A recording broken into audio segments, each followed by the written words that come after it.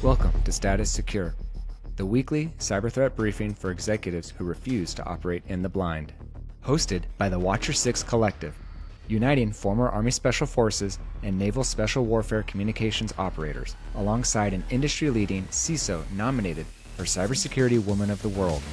We cut through the noise and give you the operational intelligence you need for mission success in a hostile digital environment. The enemy is listening. Is your status secure? Welcome to Status Secure. Today's briefing is about the transparency trap. Historically, when a bank got breached, the playbook was to quietly contain it and issue a PR statement months later. Today, under the SEC's Item 1.05 mandate, you have exactly 96 hours to disclose a material breach to the world. But the Bank Policy Institute is openly rebelling against this. They argue that forcing a bank to publicly announce a breach while the network is still burning acts as a dinner bell for other cyber criminals. So, CISO, from an operator's perspective, what does that 96-hour window actually look like when the shields are down? I'm going to take a less popular approach to this question because, so what happens is, your security team informs the board, right? Informs leadership. And then now you go, and you disclose, right? Well, it's because the team, and I've seen this many times.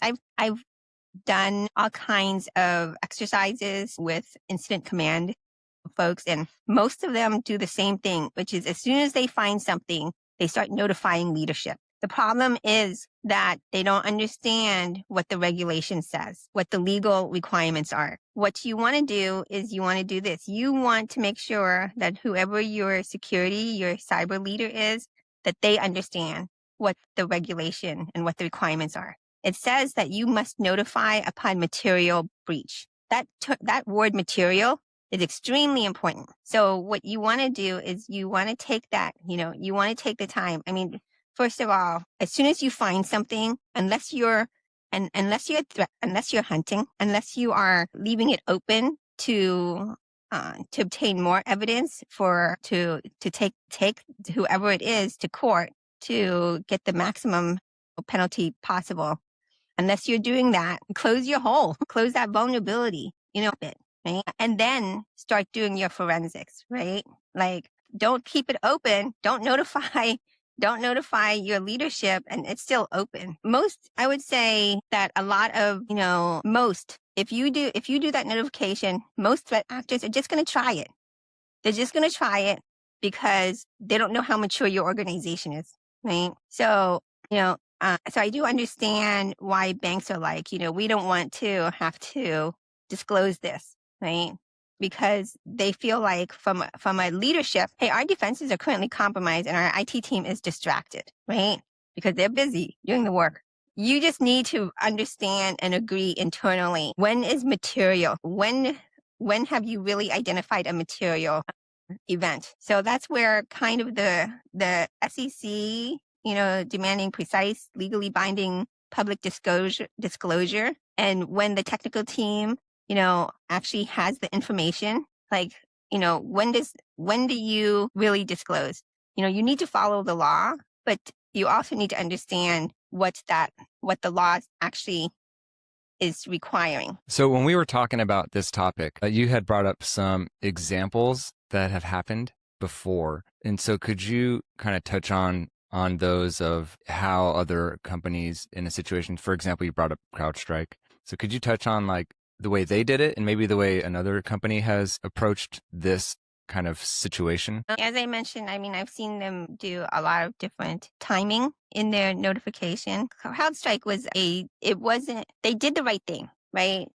And CrowdStrike is a security company. So they identified, they investigated, and once they knew there was a material impact, they then did their notification. Where it was kind of challenging for them was then they were taken to court based on e-discovery. That's their public filing, because in their public filing, they said that they had the state-of-the-art security in place.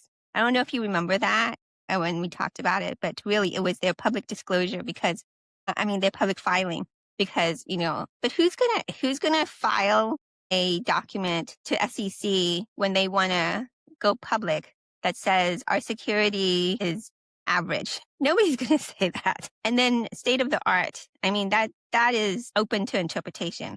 If they have all the latest security tools in place and it's configured, is that state of the art? It's unfortunate, but it's really, the saying is, it's not if it will happen, it's when. And you just have to be prepared for when. But it's hard because security teams aren't legal. Like, they're not attorneys. They're not lawyers. So they're not looking at public filing that happens between attorneys and lawyers who are filling out the forms and then submitting them, right?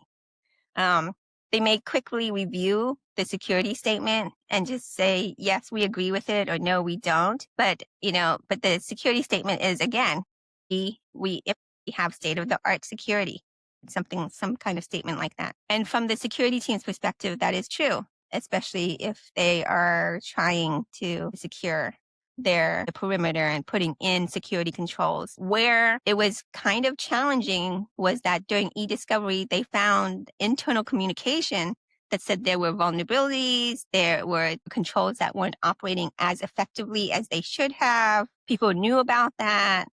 What saved them was that those things had been presented to the board, but every business makes decisions, right? Financial decisions. They were aware of them. They were working on them. They just had not been fixed. So when you talk about due diligence, they did do their due diligence. They tried, right?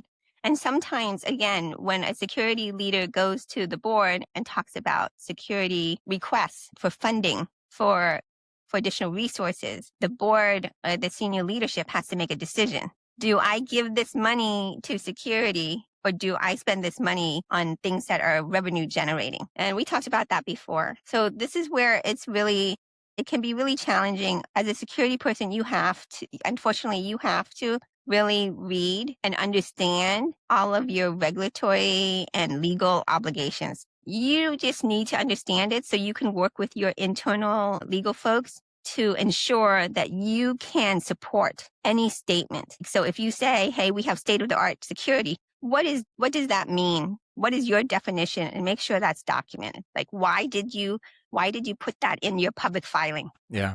And that makes sense. So kind of going back to where we started, we're maybe seeing a shift in some of these attacks where they're getting more sophisticated. And one of the things that they're doing is paying attention to federal regulations and kind of taking advantage of that. And so how are threat actors actually weaponizing this 96-hour SEC rule against financial institutions? So they use something called the whistleblower tactic, right?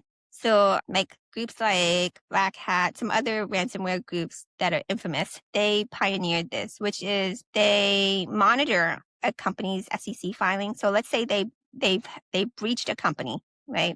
They know they have, right? And they watch the company because SEC filings are public. So if the company doesn't, like they breached it on day one, they wait for that 4-day window. If the company does not file with the SEC and it's made public, the hackers will go to the SEC website and file a whistleblower complaint for securities fraud, right? So they can then leverage that, right? So they'll do that. And so now the company is fined, right? But before they do that, they will ransomware the company and say, hey, we breached you on this day.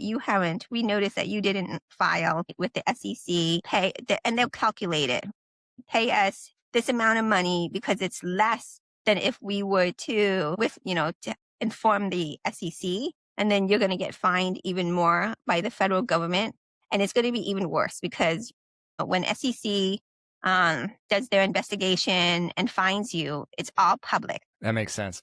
And kind of on a note that you touched on before, which brought us more into the boardroom of the business side. So we're talking about, getting fined, let's say you'll pay it out of a cyber insurance policy. But corporate governance attorneys are sounding the alarm on the Caremark standard. So how does a technical failure suddenly become a personal liability for a board director, or is it? So it's more and more like we've seen it where individuals are named in lawsuits. So the board now, before it used to be just, they would go after the company, but now we see individual names on the filings, on the court cases and the lawsuit filings. And so board directors are personally liable now if they fail to implement cybersecurity reporting systems or consciously fail to monitor it. If the board does not talk about security, if they don't want the security leader to come and talk to them, but those are very basic things that a board should know and that they're required actually to do these days. Before, the board talked about financial things, but now the board has to talk about, cybersecurity in their meetings. So the SEC is looking for the gap, right? They're looking for the gap between the board and the IT or cybersecurity team to see if the board is doing their due diligence as a board. Because how can you make decisions when you don't understand your security posture? Some of the things that they'll look for is there alignment between security and the board? Because is security doing things on their own, and there are vulnerabilities or things on the risk register and the board's not aware of them? Because again, the board's directive is to make decisions, overall decisions for the company. And if they don't know what's going on like that, who's accountable for that? The board is. So the board needs to make sure that that in their meetings, they are talking about cybersecurity. Yeah. That's a good point.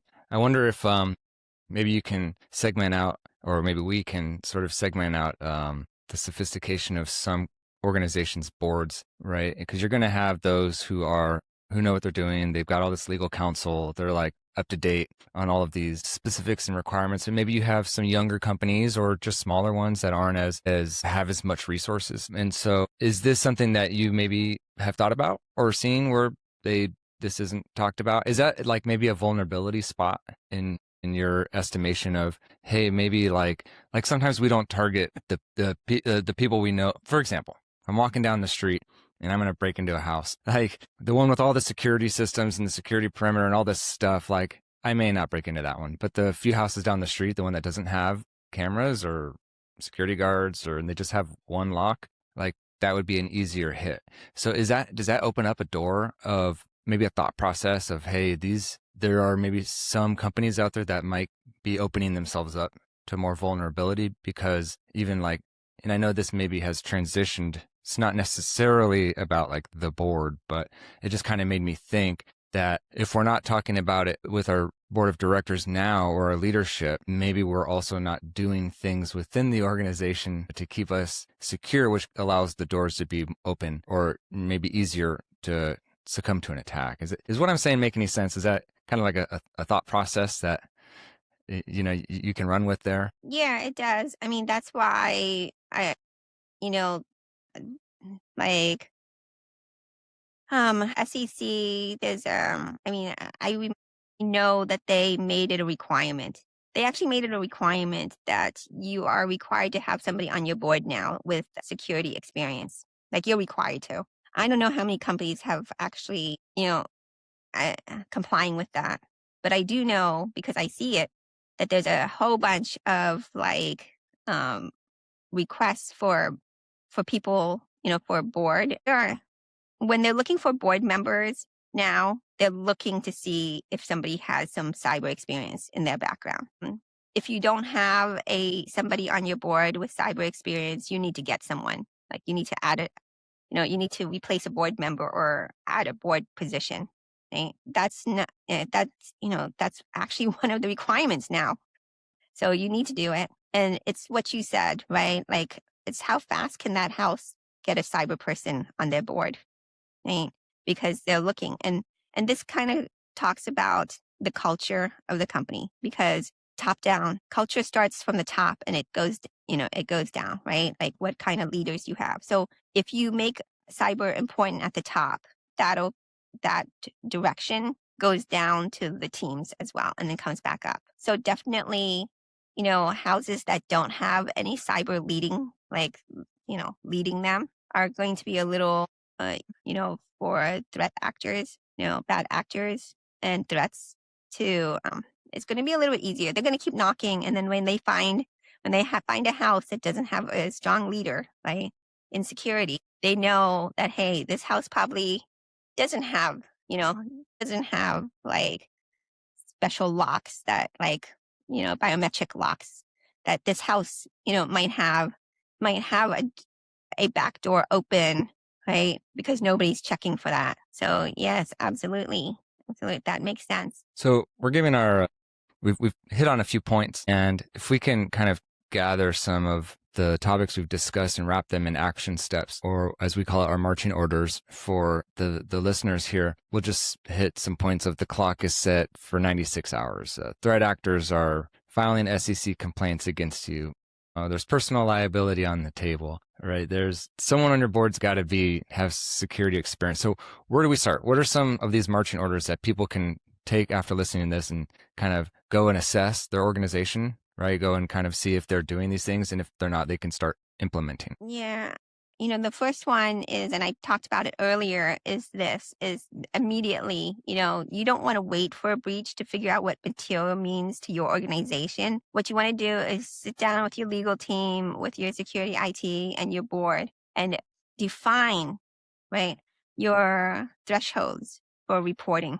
Like, what are the criteria that you need to meet in order for it to be a material event, right, that requires reporting? That will right away, ensure that when something happens and you go and you file, it's consistent. Number one, it's consistent, right? It's not who's in charge of reporting today. It's, it's consistent. And if you need to, you can share that with the regulators. So now, because they will use your definition, they will not use their own.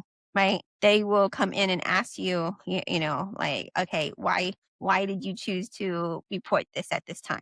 So that's number one. Number two is do a full scale, like, incident response tabletop exercise. Include your board. I've seen so many companies run exercises and they do not include their board. So, so that's number one. I mean, of course, Watch Your Six, we can do it. We've done many of those kind of exercises. So, that would be the first thing. It's schedule that and run it. Include your board in your exercise. Don't just test IT, right? Don't just test that, hey, we have disaster recovery and we can restore the technology, right? But actually do a joint, like, business continuity and DR. Include your legal team, include your PR, include your board. Understand from, top down, what are all of the touch points, and then include, like, again, when would you disclose, who's making that decision? So that way there isn't any surprises when a breach happens. The perimeter is now the accuracy of your disclosures and the speed or the intelligence of the timing of your response. So when hackers are reporting you to the SEC, ignorance is not a legal defense.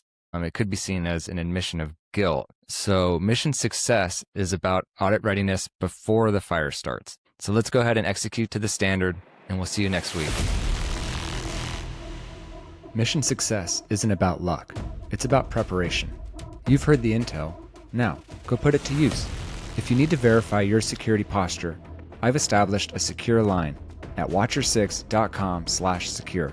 Go there to get the briefing the enemy doesn't want you to have. We'll see you next week. Until then, keep your head on a swivel.